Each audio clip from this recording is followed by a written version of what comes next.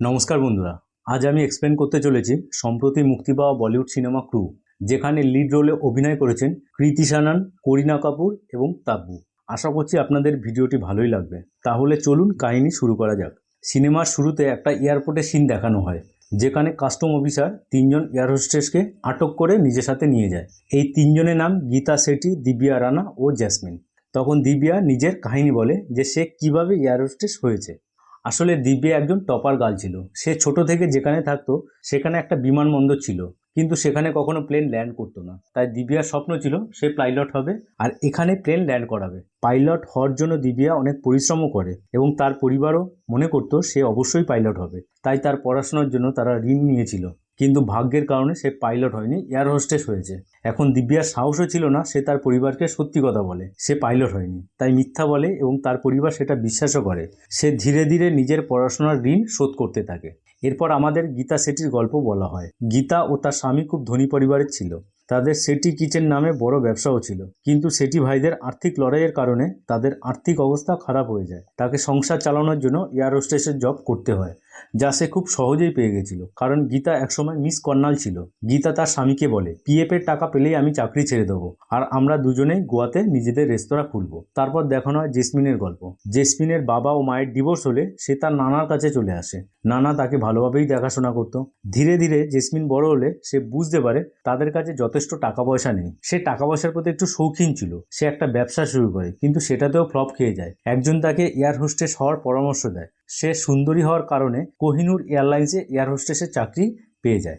বিজয় ওয়ালিয়া কোহিনুর এয়ারলাইন্সের মালিক। বর্তমানে তিনজনকে কাস্টম অফিসার প্রশ্ন করতে থাকে, কারণ তাদেরকে সোনা পাচারের অভিযোগে আটক করেছে। তখন তারা বলে, আমরা তো কিছুই করিনি। তখন অফিসার বলে, তোমাদের এটা করার দরকার কি ছিল? তখন আমাদের 6 মাস আগের সিন দেখানো হয়। এখানে দিব্যা গীতাকে জিজ্ঞাসা করে, আমরা স্যালারি কবে পাবো? কারণ আমাকে লোনের ইএমআই দিতে হবে। আর আমরা নিউজ পেপারে দেখতে পাই কোহিনুর এয়ারলাইন দেনায় ডুবে গেছে। তখন গীতা বলে, এইচআর মিত্তালের সাথে কথা হয়েছে। সে বলে যে দিওয়ালির বোনাস সহ সকলের বেতন আমরা খুব তাড়াতাড়ি পেয়ে যাব। তারপর সবাই প্লেনে নিজেদের কাজে চলে যায়। এরপর একজন পাইলট গীতার উপর লাইন মারতে আসে, কিন্তু গীতা তাকে পাত্তাই দেয় না। এদিকে সবাই বেতন পায় না, কিন্তু ডেলি অ্যালাউন্স ঠিক পেয়ে যায়, যাও খুব অল্পই ছিল।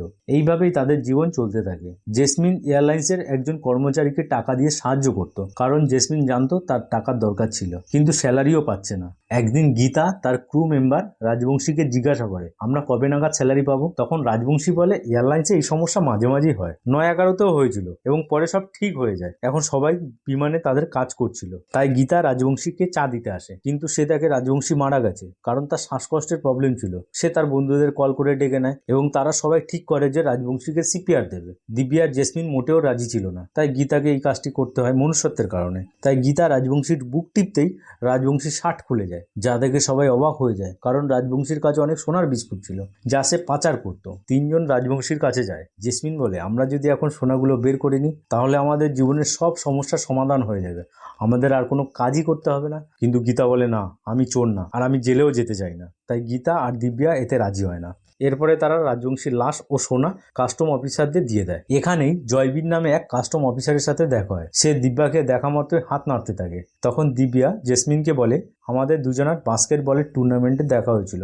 তখন জয়বীর আর দিব্যা কাছাকাছি চলে আসে ও ঘনিষ্ঠও হয়ে পড়ে, কিন্তু এরপর তাদের আর দেখা হয়নি। এখন জয়বীর এসে দিব্যার সাথে কথা বলে, সে তার নম্বরও নেয় যাতে তারা পরে যোগাযোগ করতে পারে। তাদের এইচআর মিত্তাল রাজবংশীর লাশের কাছে দাঁড়িয়েছিল। গীতা তাকে ডাকলে সে তা উপেক্ষা করে এবং কাস্টম অফিসারের কথায় আমরা জানতে পারি মোট 12 কেজি সোনা ছিল, যা আলবুর্জ নিয়ে যাওয়া হচ্ছিল। তখন কাস্টম অফিসাররাও আরো অ্যাক্টিভ হয়ে পড়ে। তারপর সেখান থেকে তিনজন নিজের বাড়ি চলে যায়। আর আমরা দেখি তিনজনের বাড়ির অবস্থাও খুব একটা ভালো না। যেখানে জেসমিন তার বাড়ির ভাড়া ঠিক মতো দিতে পারে না, দিব্যার বাবাকে অটো বিক্রি করতে হয় লোনের ইএমআই এর জন্য, আর গীতা ও তার স্বামী এই অল্প টাকাতেই তাদের সংসার চালাচ্ছে। জেসমিনের নানা তাকে একটা সোনার পৈতৃক আংটি দেয়, কিন্তু জেসমিন ঘর ভাড়া দেওয়ার জন্য সেটা তার নানাকে না জানিয়ে বিক্রি করে দেয়। গীতা মার্কেটে সবজি কিনতে যায় আর সেখানে সুধার সাথে দেখা হয়। সে আগে ক্রুর মেম্বার ছিল। গীতা সুধাকে জিজ্ঞাসা করে, মিত্তালজি কোথায়? সে তার ফোন ধরছে না। আসলে মিত্তাল তার প্রথম স্ত্রী থাকতেও সুধাকে বিয়ে করেছিল, কিন্তু সুধা বলে সে তো আমার সাথেও বেশি কথা বলে না। এদিকে টিভিতে বিজয় ওয়ালিয়ার সাক্ষাৎকার হয়। আর সেখানে বলা হয় কোহিনুর এয়ারলাইন্স ব্যাংকরাপ্ট হয়েছে। কিন্তু বিজয় ওয়ালিয়া বলে সেরকম কিছু না, ব্যবসায় এরকম কখনো টাকা আসবে আর কখনো টাকা যাবে, আমরা এসব ঠিক করে নেব, আমরা আমাদের 4,000 কর্মচারীর বিশ্বাস ভাঙবো না। এদিকে গীতা যখন জবের জন্য বেরোচ্ছিল তার নজর মিত্তালের উপর পড়ে। সে লক্ষ্য করে মিত্তাল গাড়ি নিয়ে চলে যাচ্ছে। সে সুযোগ বুঝেই মিত্তালের গাড়ির সামনে চলে আসে। এরপর দুজনে একসাথে বসে কথা বলে। তখন গীতা মিত্তালের কাছে কোহিনুরের সত্যতা জানতে চায়। কোহিনুর এয়ারলাইন্স ব্যাংকরাপ্ট হয়ে গেছে না, আর তাই আমরা আমাদের টাকা পাচ্ছি না। মিত্তাল বলে না, তেমন কিছু না। এরপর কথায় কথায় মিত্তাল সত্যি কথা বলে দেয়, হ্যাঁ এখন আর কেউ টাকাই পাবে না। এই কথা শুনে গীতার মন খারাপ হয়ে যায়। সেভাবে তার পিএফ এর টাকার কি হবে? সে সরাসরি এয়ারলাইন্সের গোডাউনে যায়।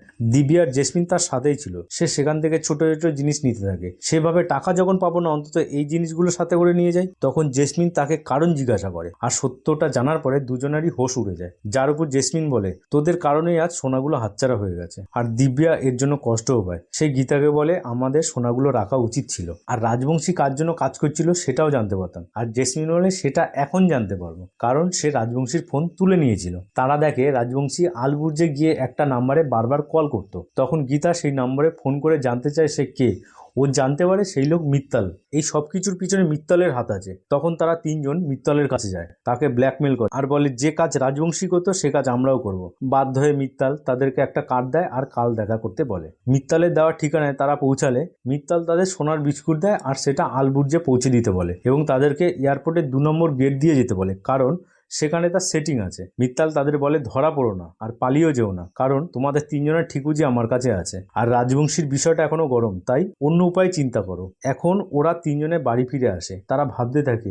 দিব্যা বলে, বিদেশ থেকে লোক এখানে সোনা নিয়ে আসে আর এখানে উল্টোটা হচ্ছে কেন? তখন জেসমিন বলে, তুই আম খা, আটি গুনিস না। তারা ভাবতে থাকে কিভাবে সোনা নিয়ে যাবে। সে সময় তারা তিনজন চকলেট খাচ্ছিল। হঠাৎই তাদের মাথায় আইডিয়া আসে, তারা চকলেটের মধ্যে সোনা নিয়ে যাবে। এরপর তিনজন সোনার দোকানে যায়। সেখানে সোনাকে গলিয়ে চকলেটের বলের আকারে তৈরি করে আর উপর দিয়ে ক্যাডবেরি লাগিয়ে প্যাকেট করে হুবহু চকলেটের মতন করে ফেলে।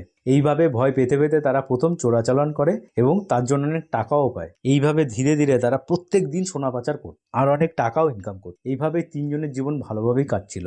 জেসমিন তার আংটিটাও ফেরত আনে। গীতা নিজের রেস্তোরাঁ খোলার স্বপ্নও দেখে, আর দিব্যা তার বাবাকে কিছু টাকাও দেয়। জেসমিন ওই কর্মচারীকেও কিছু টাকা দেয়। তাদের যেটা মনে হতো সেটাই করত। আর তাদের তিনজনকে এত বেশি খুশি দেখে একটা ক্রু মেম্বারের সন্দেহ হয়, কিন্তু সে তাদের কিছু বলে না। একদিন তারা ফ্লাইটে যাচ্ছিল, হঠাৎ কাস্টম অফিসার তাদের থামিয়ে দেয় আর তাদের জিনিসপত্র তল্লাশি শুরু করে। তখন দিব্যা জয়বীরকে দেখতে পায়, তাকে ডাক দেয়। জয়বীর সেখানে এসে অফিসারকে বলে তাদের ছেড়ে দিতে, আর তারা সেখান থেকে বেরিয়ে আসে। তখন জেসমিন দিব্যার সাথে মজা করে জয়বীরকে নিয়ে। এরপর দিব্যা আর জয়বীর হোটেলের ডিনার করতে আসে।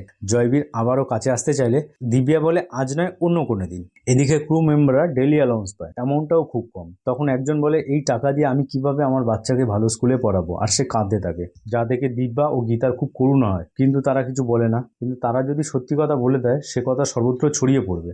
বলা হবে কোম্পানিটি দেউলিয়া হয়ে গেছে এবং তাহলে তাদের সোনা বের করা অসম্ভব হয়ে পড়বে। এরপরে গল্প আসে প্রেজেন্টে। কাস্টম অফিসার বারবার জিজ্ঞাসা করে, রাজবংশী মারা যাওয়ার পরও আলবুর্জে বারবার সোনা পাচার হয়, আর আমার মনে হয় এটা তোমরাই করেছো। কিন্তু তারা তিনজন তা স্পষ্টভাবে অস্বীকার করে। এরপর সেই অফিসার তাদের ফোন চেক করে আর জেসমিনের ফোনে দেখে একটা বারে গ্র্যান্ড পার্টির ছবি। সে তার দিকে তাকিয়ে জিজ্ঞাসা করে, এত টাকা কোথা থেকে এলো? সিনটি ফ্ল্যাশব্যাকে যায়, যেখানে তারা তিনজন জেসমিনের জন্মদিন পার্টি পালন করছিল আর একটা বড় শ্যাম্পেনের বোতল নিয়ে মাতাল হয়ে বাড়ি ফিরছে। তখনই দিব্যা আর একটি মেয়ে ধাক্কা খায়। সেই মেয়েটি তাদের একজন ক্রু মেম্বার কোমল। আর কোমল এসব নিয়ে ভাবতে থাকে, তাদের এত টাকা কোথা থেকে আসছে। এদিকে কাস্টম অফিসারের কাছে কারোর ফোন আসে যে আজ ফ্লাইটে সোনা পাচার হবে। সেই অফিসার জয়বীরকে জানায় যে এই তিনজন মেয়েরও নাম পেয়েছি। এরপর কাস্টম অফিসার তাদেরকে আটক করে তাদের সাথে নিয়ে যায়, কিন্তু তিনজনের কাছ থেকে কিছুই পাওয়া যায় না। আর সেই অফিসার রেগে গিয়ে বাইরে এসে গীতার ব্যাগে চকলেট পায় আর ব্যাগ থেকে চকলেটের বাক্স বের করে আনে। এটা দেখে তিনজন ভয় পেয়ে যায়। আর সেই অফিসার যখন তাদের সামনেই চকলেট খায়, স্বাভাবিকভাবে সেটা চকলেট হয়, কিন্তু সে ভেবেছিল এতে শোনা হবে। এই তিনজনের বিরুদ্ধে কোনো প্রমাণ পায় না। এরপর আমরা ফ্ল্যাশব্যাকে ফ্লাইটের সিনে দেখতে পাই, হঠাৎ দিব্যা জানতে পারে কাস্টম অফিসার তাদেরকে আজ চেক করবে। তারা তিনজন ভয় পেয়ে যায়। তখন দিব্যার মাথায় আইডিয়া আসে, সে সোনাগুলিকে প্লেনের বাংকারে তুলে রাখে, তাই সোনা না পেয়ে তাদের তিনজনকে ছেড়ে দেওয়া হয় আর সেই সোনা বিমানের সাথে উড়ে যায়। এরপর যখন তারা ট্যাক্সিতে করে বাড়ি ফিরছিল, জেসমিন বলে, কোমল নিশ্চয়ই কাস্টমদের আমাদের কথা বলেছে, কারণ পার্টির পর সে আমাদেরকে দেখে ফেলে। এরপর জেসমিন ও দিব্যার মধ্যে ঝগড়া হয়। গীতা দুজনকে গাড়ি থেকে নামিয়ে দেয়। এরপর তারা বাড়িতে যায়। দিব্যার কাছে জয়বীরের অনেকবার ফোনও আসে, কিন্তু দিব্যা তার উত্তর দেয় না। পরের দিন যখন দিব্যা ফ্লাইটে ছিল, সে তার ক্রু মেম্বারদের ওদের ব্যাপারে কথা বলতে চেনে। সেটা শুনে দিব্যার খুব খারাপ লাগে। তার মনে হয় যে সে একজন ক্রিমিনাল হয়ে গেছে, সে একজন টপার হয়েও এসব ফালতু কাজ করছে। তারপরে দিব্যা যখন এয়ারপোর্টে ছিল, হঠাৎ তার ভাইয়ের সাথে দেখা হয়ে যায়। সে তাকে এয়ার হোস্টেসের পোশাক দেখে শক খেয়ে যায়, কারণ সে জানতো দিব্যা পাইলট। যার পরে দিব্যা তাকে সব সত্যি কথা বলে দেয়। এইভাবেই কয়েকটা দিন কেটে যায়। একদিন প্রতিটা নিউজ চ্যানেলে দেখানো হয় ফ্লাইটের বাংকার থেকে অনেক সোনার চকলেটের বাক্স পাওয়া গেছে। এটা দেখে গীতা খুব ভয় পেয়ে যায়। এখন তাদের কি হবে? এটা দেখে সেই অফিসারকে জয়বীর বলে, তোমার টিপটা ঠিকই ছিল। কিন্তু সে বলে, এখন আর বলে লাভ কি স্যার, তিনজন তো বেঁচেই গেছে। এরপর দিব্যা জয়বীরের সাথে দেখা করতে আসে, কিন্তু জয়বীর অনেক রেগে যায়। সে তাকে অনেক কথা শুনিয়ে সেখান থেকে চলে যায়। এদিকে জেসমিন বাড়িতে এসে দেখে তার নানা মারা গেছে। সে সম্পূর্ণভাবে ভেঙে পড়েছে। তখন তার পাশে দিব্যা ও গীতা এসে দাঁড়ায়। এর কিছুদিন পর খবর আসে বিজয় ওয়ালিয়া দেশ ছেড়ে পালিয়েছে। কোনো স্টাফের এক টাকাও দেয়নি। সব স্টাফেরা যখন কাজ ছিল সেখানে, তখন তারা তিনজন আসে। কোমলকে সান্ত্বনা দিতে গেলে সে বলে, তোমরা এসব জানতে আর আমাদের কিছুই বলোনি। আর বলে, আমি কাস্টম অফিসারদের তোমাদের সম্পর্কে কিছু বলিনি। একথা শুনে তিনজন অবাক হয়ে যায়। এরপর ফেরার সময় জেসমিন বলে, যদি কোমল কাস্টমদের কিছু না বলে তাহলে কে বলেছে? কাস্টম অফিসার বলেছিল যে তাদের খবর দিয়েছিল সেও ক্রু মেম্বার ছিল। তখন গীতার মনে পড়ে মিত্তলের স্ত্রী সুধাও ক্রু মেম্বার। তখন তারা সুধাকে ধরে। সুধা তাদের সত্যি কথা বলে দেয়। সে বলে, মিত্তাল এখন আমাকে ছেড়ে দিয়েছে, সে একটা ফিরাঙ্গির সাথে থাকে, তাই আমি রাগে কাস্টমের কাছে খবর দিয়েছি যাতে মিত্তাল ধরা পড়ে। তখন গীতা জিজ্ঞাসা করে, মিত্তাল এত সোনা পেল কোথায়? সুধা বলে, এ সোনা মিত্তালের না, বিজয় ওয়ালিয়ার। সে তার সমস্ত সম্পত্তি সোনাতে কনভার্ট করে তোমাদের হাতেই তা বিদেশে পাচার করেছে আর সুযোগ বুঝে দেশ ছেড়ে পালিয়েছে। এটা শুনে তারা অবাক হয়ে যায়। কথায় আছে, কিছু টাকার লোভে নিজের পায়ে কুড়োল মারা। সুধা জানায় আগামী সপ্তাহে ওয়ালিয়া তার মেয়ের বিয়ে দিতে চলেছে। এরপর তিনজন এক জায়গায় দেখা করে, যেখানে দিব্যা হিসাব করে বলে, আমরা প্রায় 3,000 কোটি টাকা সোনা পাচার করেছি। যার উপর গীতা বলে, ওই সোনা আমরাই ফেরত আনবো। এরপর তিনজনে প্ল্যান করে আর আলবুর্সে পৌঁছায়। সেখানে তারা বিজয় ওয়ালিয়ার উপর নজর রাখে। এরপর তারা ওয়ালিয়া যে হোটেলে থাকতো সেখানে যায়। তারা সেখানে মিত্তালকে দেখে। তার কাছে সোনা ভর্তি ব্যাগ ছিল। সে ওয়ালিয়ার কাছে পৌঁছে দেয়। গীতা বলে, ওয়ালিয়া এখানেই সোনা রেখেছে, তাই আমরা এখানে স্টাফ হিসাবে জয়েন করব। গীতা একজনের সঙ্গে যোগাযোগ করে, তাকে টাকা দিয়ে সেখানে স্টাফ হিসাবে জয়েন করে। তারপর তিনজন প্ল্যান করতে থাকে কিভাবে সোনা বের করে আনবে। এখন সমস্যা ছিল, পুরো হোটেলে সিসিটিভি ক্যামেরা লাগানো ছিল। দিব্যা তার ভাইকে ফোন করে, কারণ সে হ্যাকিং এক্সপার্ট। সে রাজিও হয়ে যায়, কিন্তু তার জন্য সার্ভারের ইনফরমেশন তার ভাইকে দিতে হবে। দিব্যা সেটা অ্যারেঞ্জও করে ফেলে। এদিকে গীতা এক মহিলার কাছ থেকে জানতে পারে হোটেল রুমের পাসওয়ার্ড কার্ড শুধুমাত্র রুমের মালিকের কাছেই থাকে। তারা ভাবতে থাকে বিনা কার্ডে তারা ওয়ালিয়া রুমে কিভাবে যাবে, কার্ডটা কিভাবে পাবে। তখন জেসমিন বলে, আমি যদি ওয়ালিয়ার সাথে 2 মিনিট কাটাতে পারি, আমি তার কার্ড চুরি করে আনবো, কিন্তু কিভাবে করব। তখন তারা মিত্তালের সাথে দেখা করে। তারা বলে, সোনা পাচারের সব পরিশ্রম তোমার ছিল আর সব সোনা নিয়ে যাবে ওয়ালিয়া। তারা মিত্তালকে 7% কমিশন দিতে চাইলে মিত্তাল লোভে তাদের প্রস্তাবে রাজি হয়ে যায়। রাতে হোটেলে ওয়ালিয়ার মেয়ের বিয়ের পার্টি হচ্ছিল। জেসমিন মিত্তালের সাথে সেখানে যায়। এদিকে গীতা ও দিব্যা স্টাফ সেজে সেখানে চলে যায়। পার্টিতে নাচতে নাচতে জেসমিন মিত্তালের কাছ থেকে কার্ডটি নিয়ে নেয় আর দিব্যার ভাই হ্যাক করে হোটেলের সব সিসিটিভি বন্ধ করে দেয়। এরপর তিনজন ওয়ালিয়ার রুমে গিয়ে সুটকেস দেখতে পায়, কিন্তু সেই সুটকেসগুলো খালি ছিল। তাদের প্ল্যান পুরো ব্যর্থ। এরপর ওয়ালিয়ার মেয়ে সেখানে চলে আসে। তারা সেখান থেকে পালিয়ে যায়। এখন তিনজনের মন খারাপ করে বসে আছে। প্ল্যান ফেল, তাহলে তাদের বাড়ি ফিরে যেতে হবে। তখন জেসমিন বলে, না, আমার কাছে প্ল্যান 2 আছে। এরপরে সিন ফ্ল্যাশব্যাক দেখানো হয়। জেসমিন ওয়ালিয়ার ঘর থেকে তার ট্যাগ তুলে নিয়ে আসে, আর সেখান থেকে তারা জানতে পারে ওয়ালিয়া এই দেশ ছেড়ে পালাচ্ছে আর কোনো একটা দ্বীপে যাচ্ছে। আবার তারা প্ল্যান করে তারা প্লেন থেকেই সোনা চুরি করবে। যার পর প্রথমে তারা বিমানের ক্রুদের সরিয়ে দেয় আর তাদের জায়গায় নিজেরা আসে। এরপর তারা বিমানের সবাইকে শ্যাম্পেনের সাথে ঘুমের ওষুধ খাইয়ে দেয়, কিন্তু ওয়ালিয়ার মেয়ে শ্যাম্পেন খেতে চায় না। সে একের পর এক জিনিস চাইতে থাকে। সে ডিমান্ড পূরণ করতে করতে তারা নিজেরাই পাগল হবার উপক্রম। এর মধ্যে সবাই অজ্ঞান হয়ে যায়। কিছুক্ষণ পর ওয়ালিয়ার মেয়ে চোখ বন্ধ করে ঘুমানোর চেষ্টা করে।